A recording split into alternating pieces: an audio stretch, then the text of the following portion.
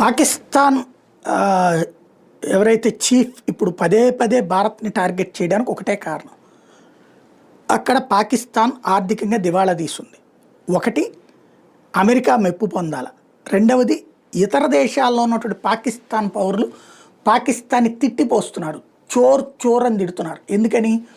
ఇమ్రాన్ ఖాన్ ప్రభుత్వాన్ని దించేసి ఆసిఫ్ మునీర్ ఈ ఎవరైతే షాబాజ్ షరీఫ్ని అధికారంలోకి తెచ్చాడు కాబట్టి, షాబాజ్ షరీఫ్ వెళ్ళినప్పుడు చోర్ అని తిట్టారు, ఇతన్ని తిడుతున్నారు. ఇప్పుడు అట్లాంటప్పుడు భారత్ని తిడతంటే ఇతను హీరో అవుతాడు.